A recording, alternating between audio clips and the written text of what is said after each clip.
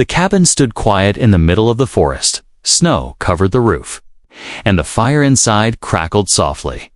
Evan, a middle-aged man with a tired face and warm eyes, sat near the fire, holding a cup of tea. He had lived alone for years now. Far from the busy world, he liked peace, silence, and the sound of nature. But tonight, something felt wrong. Outside, the wind howled between the trees. Then came a sound, light scratching, like claws on wood. Evan paused, his hand holding the cup mid-air. He heard it again, a little louder this time. Not an animal, he thought, too careful for. A wild creature, maybe a thief, maybe a lost hiker. He quietly stood up, took his flashlight, and stepped out into the snow. The forest was dark, but not silent. His boots crunched on the fresh snow as he walked toward the shed. He aimed the flashlight. Around trees, shadows, nothing. Then a soft breath, almost a sob, came from behind the shed door. Evan slowly opened it, heart beating a little faster. At first, he saw nothing. Then he noticed a small shape behind the wooden crates. Something or someone was hiding. He moved closer, flashlight shaking slightly. Then he saw her, a girl, but not human. She was curled into a tight ball, her thin arms covering her head. Her skin was pale blue, almost glowing, with faint marks that looked like bruises. Her clothes were torn, her feet bare. Her long silver hair was dirty and tangled when the light touched her. She whimpered and covered her face, shaking like a leaf. "Hey," Evan said gently. "It's okay. I won't hurt you."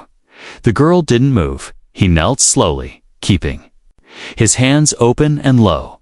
"You're cold," he whispered. "Come inside." There's a fire. Still no answer. Only the soft sound of breathing mixed with fear. Evan took off his jacket and placed it on the floor near her. "I'll leave the door open," he said. "You can come when you're ready." He stepped back and returned to the cabin, leaving the shed door open against the cold. Inside, he waited, looking at the door again and again. Minutes passed, maybe more. Then he heard soft steps, light, hesitant, and afraid. She entered the cabin slowly, holding the jacket tightly around her thin body. Her eyes were wide and glowing, her lips cracked and trembling. Evan didn't speak, only moved aside and pointed to the chair near the fire. She sat, but not fully, just on the edge, ready to run. Evan gave her a mug of warm soup. She smelled it, then drank slowly, as if she hadn't eaten in days. "Are you hurt?" he asked softly. The girl didn't reply, but she nodded once, then looked away.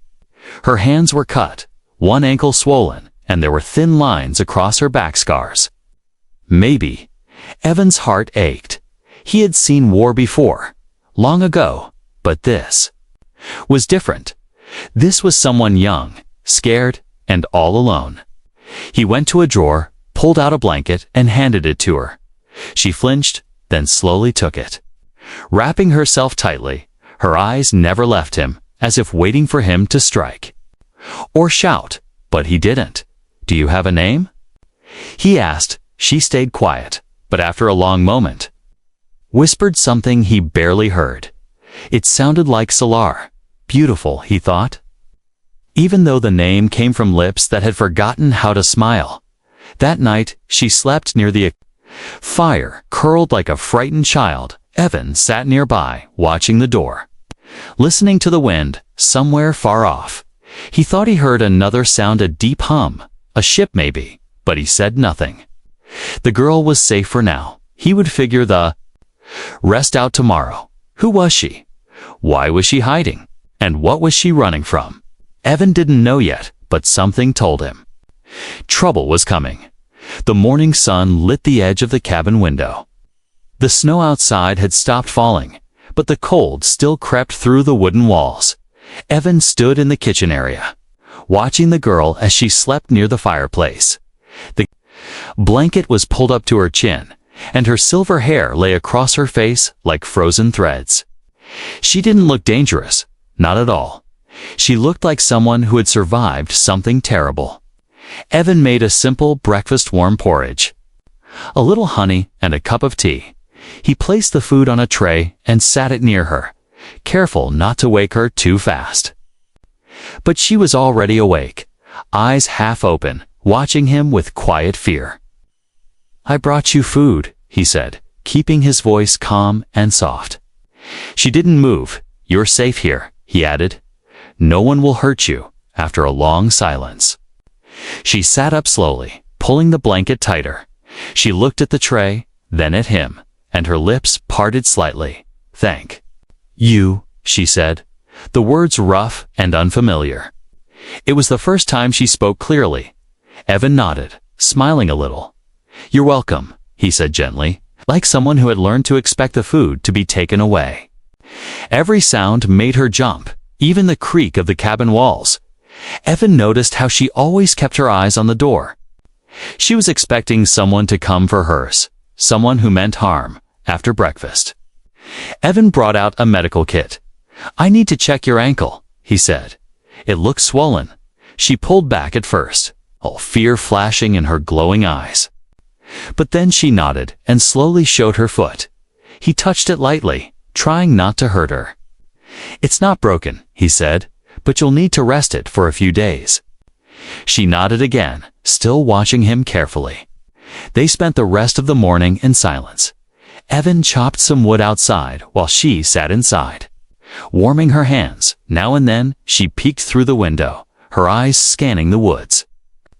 She was always alert, always ready to run. Later that day, Evan tried to talk to her again.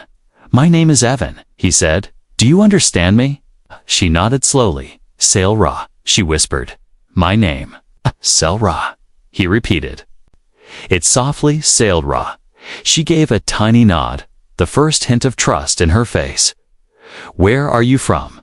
he asked. She pointed toward the sky. "From up there," she said. "The stars." He sat down across from her, not too close. "You came in a ship." She nodded, then looked down at her hands. "Ship broke. Many died."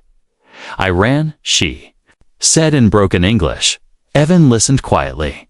He didn't push her. Just let her speak at her own pace. "Was prisoner," she said, voice cracking, "taken from family. Sold like thing." She hugged her knees and closed her eyes. Evan felt a sharp pain in his chest. No one deserved that. Especially not someone so young and fragile. "You're not a thing," he said. "You're safe now." Sail-Ra looked at him, her eyes wet with tears. "No safe," she said. "They come.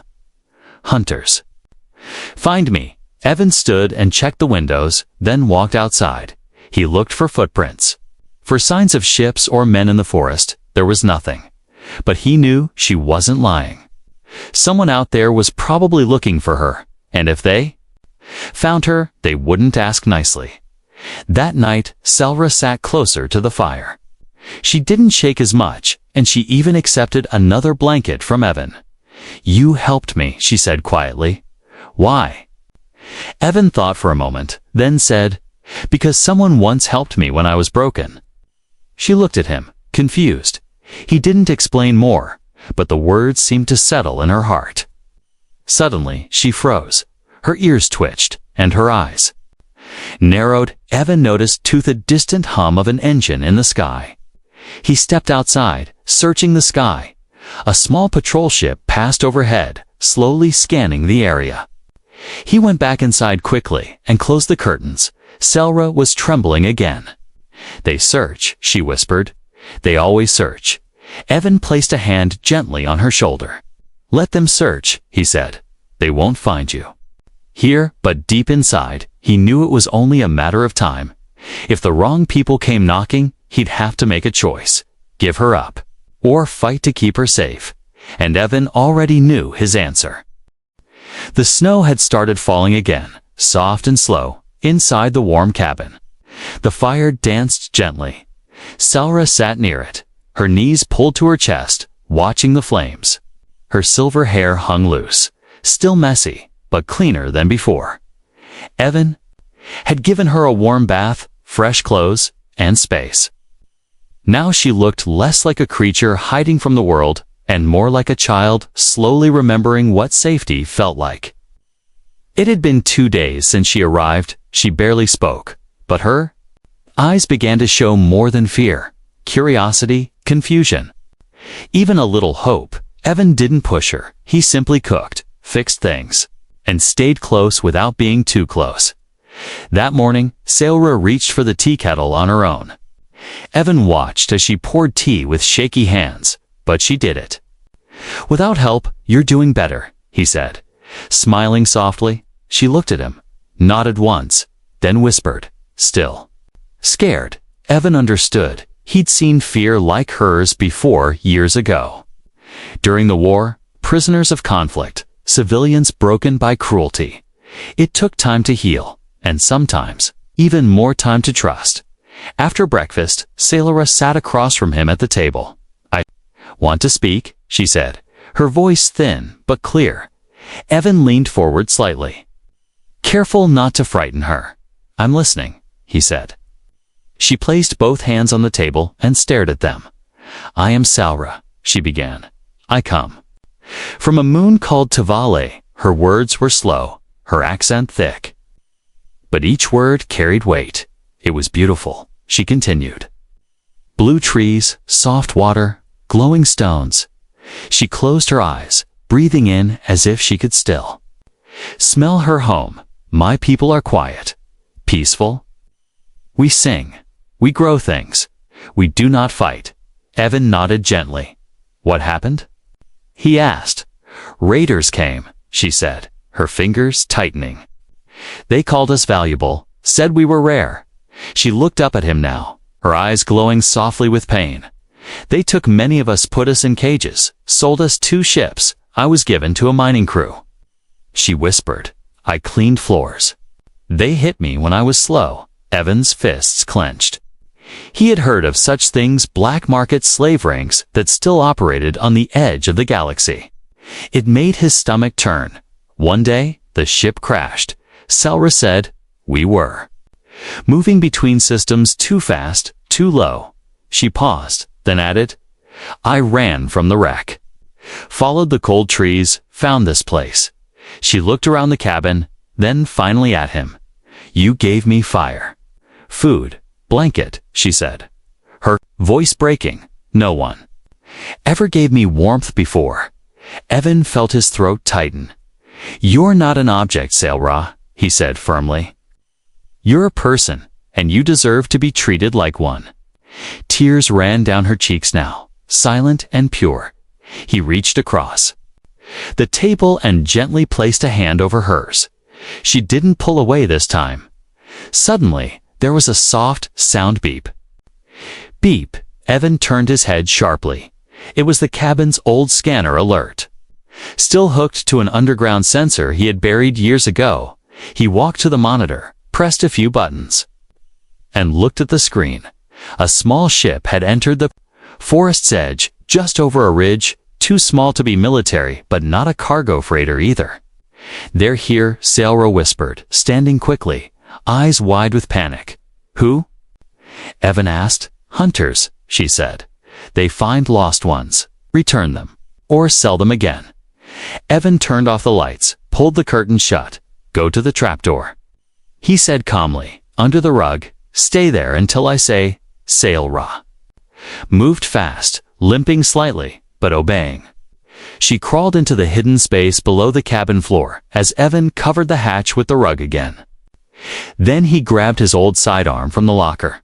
He hadn't touched it in years, but muscle memory returned. He walked outside and locked the door behind him.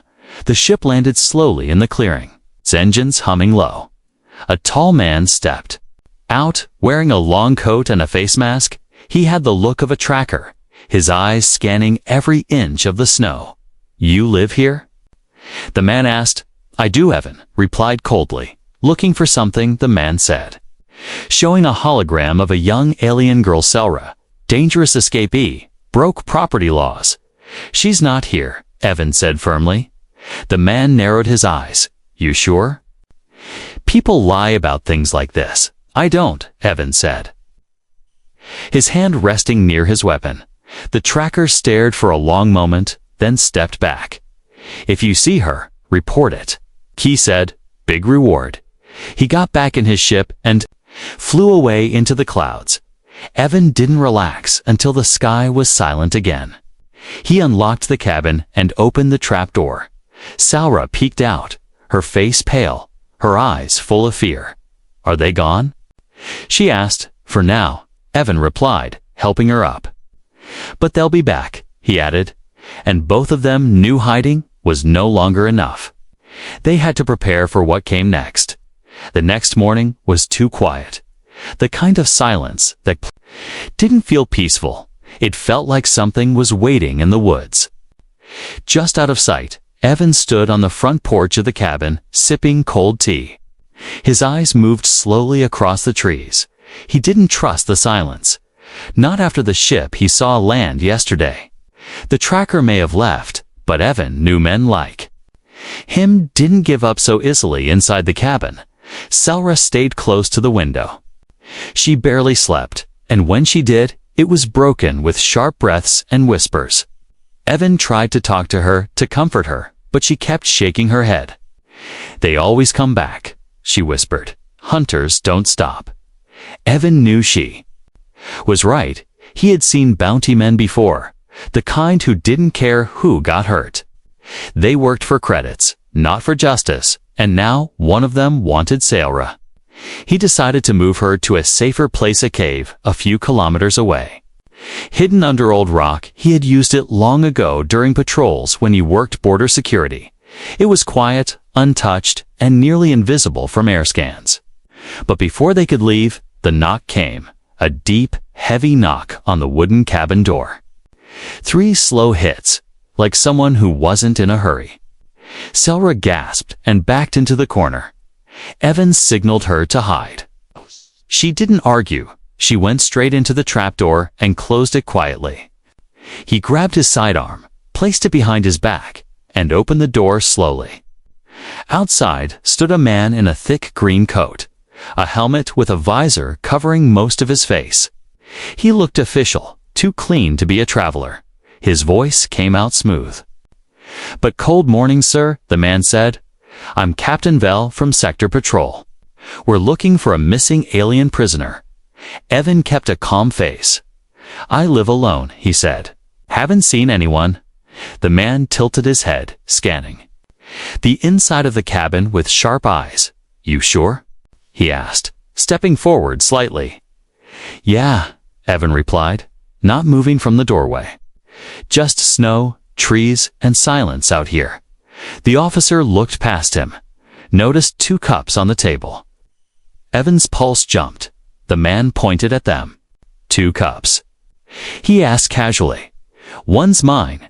Evan said smoothly, "I forget to clean up sometimes. Makes me look like I've got company." He even chuckled a little, hoping it sounded natural. The officer didn't laugh. He stepped back and looked at his scanner pad. "You've been registered here for about 5 years, he said. "Retired from Colonial Security, right?" "That's right," Evan answered. "Funny," the man continued. "Usually ex-military types don't like company." Evan nodded. "Exactly," he said. "That's why I live out here." There was a pause. Then the man smiled, but it didn't reach his eyes. "If you do see anything strange, anyone's strange, contact base immediately," he said. "Otherwise, things might get difficult." Evan stared back. "I'll remember that," he said. The officer nodded and turned to leave.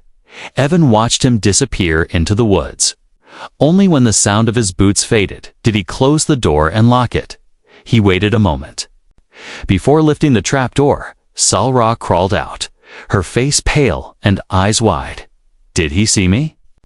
she asked quickly. "No," Evan said, "but he's suspicious." She wrapped her arms around herself. "I'm putting you in danger," she whispered. "I should go." Evan shook his head. "I'm not letting them take you back to that life," he said firmly. "You deserve more than running forever." "But they'll keep coming," she said, her voice trembling. "Then we'll keep hiding," he said. And if hiding isn't enough, I'll fight. Sailra looked at him. Why would you risk your life? She asked softly. Evan didn't answer right away. He stared at the fire, remembering an old photo buried in a drawer of a little girl with freckles and laughter in her eyes. She reminds me of you, he finally said. She died when no one helped her. I promised myself, if I ever had the chance to help someone again, I wouldn't look away. Tears filled Sailra's eyes. You're different than others, she whispered. Evan smiled, though it was a sad smile.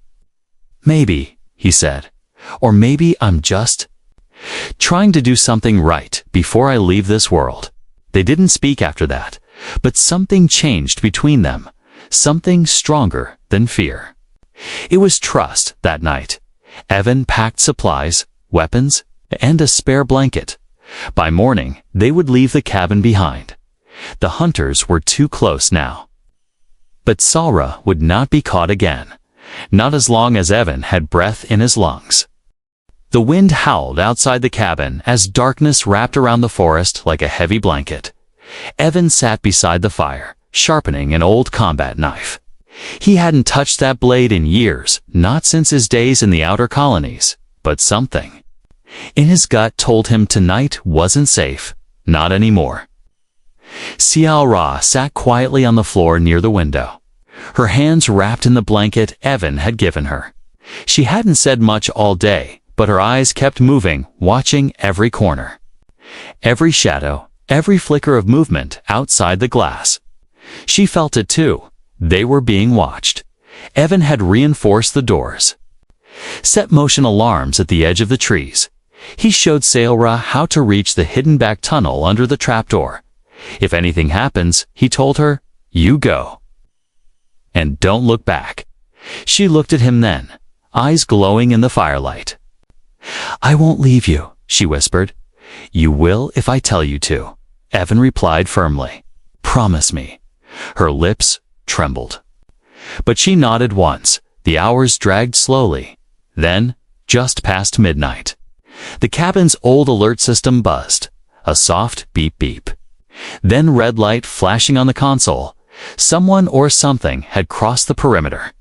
Evan stood up fast, grabbing his rifle from the wall. Go to the trapdoor, he said, without looking back. Sailra obeyed, crawling down into the tunnel, but she left the hatch open. Evan moved to the window, eyes narrowing as he scanned the snow-covered trees. At first, he saw nothing. Then movement to dark figures creeping between trees, low and fast. They weren't patrol officers. They moved like wolves, silent and sure. Hunters, one of them raised a weapon. A red laser dot appeared on the cabin wall. Evan ducked just before the window shattered with a loud blast. Wood splinters flew across the room as a stun round slammed into the wall. Stay down, he shouted, rolling behind the table. He returned fire short bursts meant to scare, not kill, but the hunters didn't scare easily. One of them kicked down the back door. The sound echoed like thunder inside the cabin. Evan turned and fired. Hitting the invader in the shoulder, the man screamed and fell, his weapons sliding across the floor. The second hunter rushed in from the front. Evan turned, but he was too late. The man tackled him, slamming him into the wall. Evan punched, then kneed the attacker in the stomach. They struggled, fists flying, grunts and growls filling the small space. Then a strange sound like humming crystals code from the trapdoor. A blue light flashed from the floor. The attacker froze for a moment, confused. That's when Evan headbutted him and sent him crashing to the ground, unconscious. Sailra stepped out from under the rug, her hand glowing with faint energy. Her eyes were bright like starlight, her fingers crackling with power. Evan stared at her, shocked. You can fight? He asked. I didn't know, she replied, panting. But I felt something when you were hurt. They didn't have time to speak more. Outside? More movement. At least one more hunter was circling. Evan quickly tied up the two inside and Dragged them to the corner, he gave Saura a flare pistol and said, "If I fall, run to the cave and fire this in the air." She didn't argue this time. She just whispered, "Don't fall." He stepped outside into the snow. The air was sharp, and the moonlight gave the forest a silver glow. He moved between trees, silent like a ghost. Then he saw the third hunter trying to climb the cabin's roof to break in through the top. Evan raised his rifle and shouted, "Step down, or I'll shoot." The hunter turned, snarled, and fired first. Evan ducked behind a log, then returned. Fire with deadly precision, the man screamed and fell from the roof. Hitting the ground with a thud, back inside, Saura stood waiting, holding her weapon with both hands. Evan returned, breathing hard, his arm bleeding from a graze. "It's over for now," he said. "But more will come." She rushed to him, pressing cloth against his arm. "You're hurt," she said, with fear in her voice. "I've had worse," he replied, with a tired smile. As the sun began to rise, the snow around the cabin was red in places. 3 hunters lay defeated. Evan and Saura sat side by side, tired but alive. The fire crackled behind them, and the morning light began to touch the world again. Evan looked at her and said, "You saved me tonight." Saura looked down, then replied softly, "No. You gave me a reason to fight." The cabin was no longer safe. But they had something now, something stronger than walls. They had trust, courage, and each other. And Evan knew this was only the beginning. The smoke still curled from the edge of the cabin as the morning sun rose over the trees. Evan stood at the door, his rifle hanging from one shoulder. Eyes scanning the horizon, the attackers were gone. But they wouldn't be the last. He knew that. They always sent more. Inside, Saura wrapped supplies into a worn travel bag. She moved quickly now, no longer shaking with fear. Her body was still thin and bruised, but something had changed. Inside her, she was no longer running in terror now. She was running with purpose. Evan came back inside, wiping blood from his sleeve. "We leave in 10 minutes, he said. Saura nodded, adjusting the strap on her shoulder. "I'm ready," she replied, her voice quiet but steady. They both knew they couldn't stay. The cabin had been their safe place, their home for a few days, but now it was a target, a signal fire in the forest, calling danger with every breath of smoke. Evan opened the hidden trapdoor and pulled out a long case. Inside was an old survival pack from his military days maps flare gun, rations, heat sticks, and a portable scanner. He handed Saura a heat stick. "This will keep your hands warm," he said. She took it and smiled slightly. They stepped into the snow just before the sun cleared the mountain ridge. The forest was thick and quiet, but not peaceful. Too many things had happened, too much. Blood had been spilled. Evan led the way, taking narrow paths only a hunter would know. Saura followed close, her hood pulled over her glowing hair. The bag on her back bounced with every step. Her feet ached, but she never complained. They walked for hours, only stopping to drink melted snow. By afternoon, clouds rolled in again, and the wind grew sharp. Evan slowed down, then pointed toward the base of a large hill. "There," he said, "cave system under those rocks." The cave was hidden by a fallen tree and a frozen stream. You wouldn't notice it unless you already knew it was there. Evan cleared the entrance and guided Saura inside. It was dark, cold, and smelled of stone, but it was safe, for now. Evan lit a small heater and unpacked supplies. He handed Saura a sealed food bar. "Tastes like dirt," he warned, "but it keeps you alive." She took a bite, made a face, then laughed softly. It was the first time he had heard her laugh. Even if it was small, it felt like sunlight in the shadows. As night fell again, the wind outside grew louder. Snow began to fall harder, hiding their trail. But the cold found its way into the cave walls. Saura shivered and sat closer to Evan. wrapping the blanket around both of them. "Do you miss your world?" Evan asked, staring at the heater. Silra nodded. "Every moment," she said. "I remember the sound of my mother's voice, the light from the crystal trees, the songs." She closed her eyes, holding back tears. "I never said goodbye," she whispered. Evan placed an arm around her. "You'll go back one day," he said. Silra looked at him. "I don't want to go back alone," she said. "You won't be," he replied. His words were simple, but they landed like a promise. Suddenly, a noise outside the cave. Footsteps, heavy ones. Evan stood quickly, rifle in hand. He motioned for Silra to hide behind the rocks deeper inside. The footsteps stopped just outside the cave entrance. Then a voice, "Evan Harlow," it said, deep and slow. "Come out now, and we'll make it easy." Evan didn't reply. He stayed still, breathing slowly. The voice continued. "You're protecting stolen property," it said. "Turn over the girl, and you'll be spared." Inside the cave, Silra's hands began to glow again. Energy sparked at her fingertips, her breathing quick and focused. Evan raised a hand to ward her, not to stop her, but to steady her. "Not yet," he mouthed. Then he spoke loudly toward the cave mouth.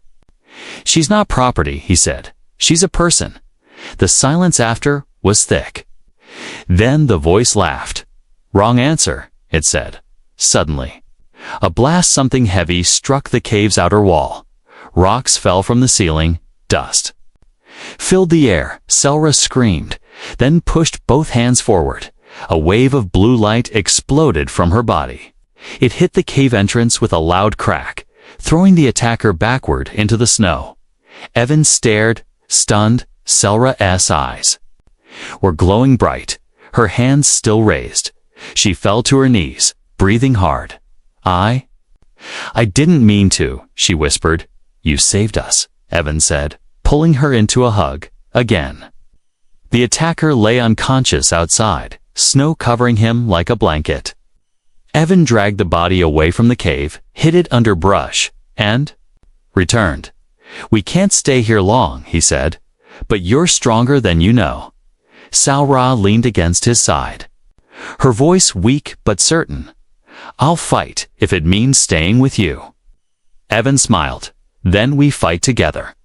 Outside, the snow kept falling, hiding footprints and secrets alike. Inside the cave, two survivors sat close, not just running anymore, but ready to fight for the life they were building together. The days that followed were cold but peaceful. Evan and Silra stayed deep inside the hidden cave. Outside, the snow built tall walls of white, covering every trail, every mark, every body. The enemy patrols didn't return. Maybe they had given up, or maybe they were just waiting. But Evan didn't care anymore. He had made his decision. He wouldn't run forever. He would build something against something that mattered. And Silra would never be alone again. Each day, Silra grew stronger. Her powers, once hidden, now glowed gently at her fingertips. Evan helped her train them, control them, shape them. He used his old soldier's focus to teach her calm and patience. And in return, she taught him something else: how to feel again. One morning, as birds returned to the sky and snow began to melt, they stepped out of the cave together. The world looked different. Fresh and open. Like a second chance, they didn't go back to the old cabin. Instead, they found a new place, valley between the hills with fresh water and open fields. Evan built a small shelter using old parts from hidden caches. It wasn't fancy, but it was home. Silra helped, using her glowing hands to lift heavy stones and warm the tools. They worked together, laughed often, and sometimes sat in silence as the sun dipped behind the trees. Evan began planting crops. Silra sang while she watered them, her voice soft and otherworldly. The forest animals grew used to their presence. Even the wind sounded more gentle now. One evening, Seora sat near the fire, holding a tiny bundle of cloth. Inside was a hand-carved wooden figure, shaped like her people's guardian symbol. "I made this today," she said. Offering it to Evan, he took it, turning it in his hands. "It's beautiful," he said. "It means protection," she whispered. And home, he placed it on the table with care. Later that night, while watching the stars, Seora asked, "Something unexpected, do I still belong to you?" Evan turned his head slowly, confused. "What do you mean?" he asked. She looked down, her fingers curling into the blanket. "Back then, when I was sold, people always said you belong to me." She paused, then added, "But when I'm with you, I don't feel owned. I feel free." Evan reached for her hand. "You don't belong to anyone," he said softly. "You're not property. Not a tool, not a slave." He paused, then added, "But you do matter to me. More than I can say." Her eyes shimmered in the firelight, and she smiled then. "Can I stay with you?" "Ah." He squeezed her hand gently. "For as long as you want." Weeks turned into months.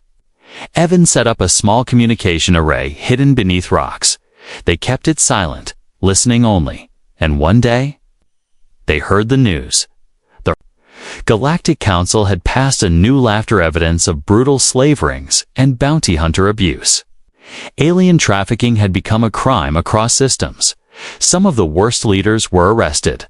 An amnesty was offered to all those who escaped. Evan looked at Seora when the message ended. "You're free now," he said. She nodded, tears slipping down her cheeks. "I was free the day you gave me a blanket," she said, smiling. Later that summer, a group of travelers came through the valley. They were explorers, following ancient paths. When they saw Evan and Seora, they asked if they were a family. Evan didn't hesitate. "Yes," he said. "This is my daughter." Seora looked up at him in surprise. But when she saw the warmth in his eyes, she whispered, "And he is my heart." They stayed the night, shared stories, and moved on. But word of the man and the alien girl spread quietly.